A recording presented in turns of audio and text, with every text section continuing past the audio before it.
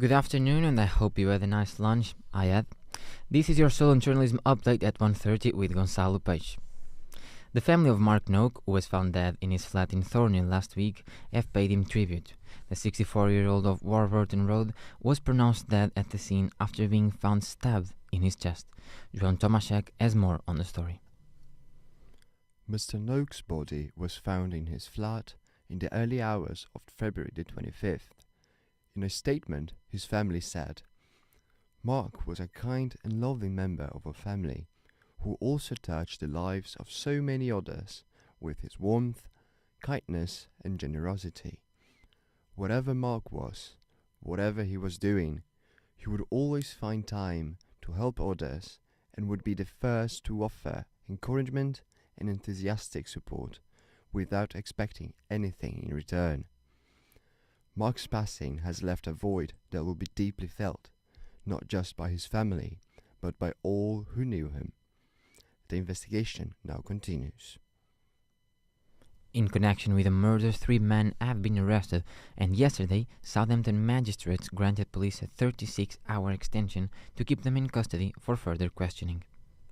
And the protest march to highlight the issue of safety for women is being organized by Solent Student Union.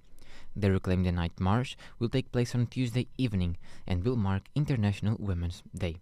Meanwhile, Lorna Filker, the Southampton City Council Cabinet Member for Health Leisure, has told us that more needs to be done to make all women feel safe, including women-only gym sessions.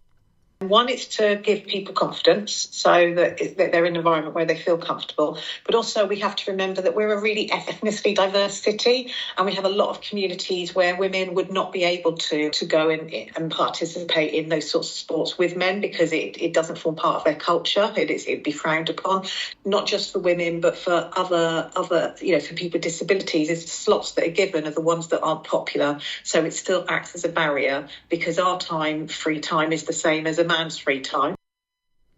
A UK charity has announced the launch of Food Waste Action Week. The annual event, by a wrap, will run from Monday to Sunday the 12th of March and aims to help people reduce household waste and save money on their food shopping.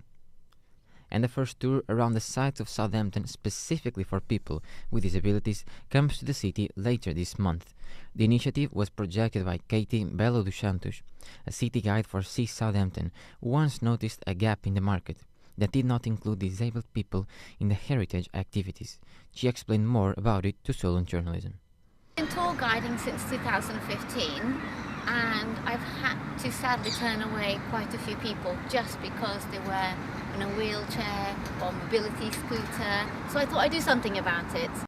We have the routine walks, but this one, it's different because it's on a flat ground and has been designed specifically for those who might have impairments. If you'd like to participate, you're more than welcome. And the next one is Sunday morning, 12th of March 2023, and hopefully you'll meet lots of people. It's all about networking.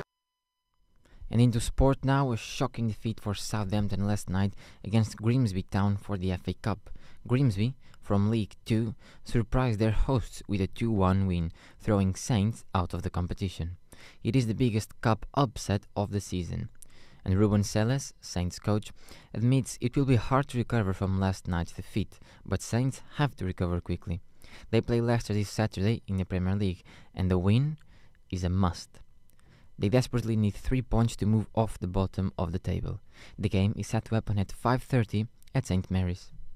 That's all from us for now. You can find all of our stories and more at solentjournalism.co.uk. You can join us later for TV Bulletin with Francesca Eden at 3.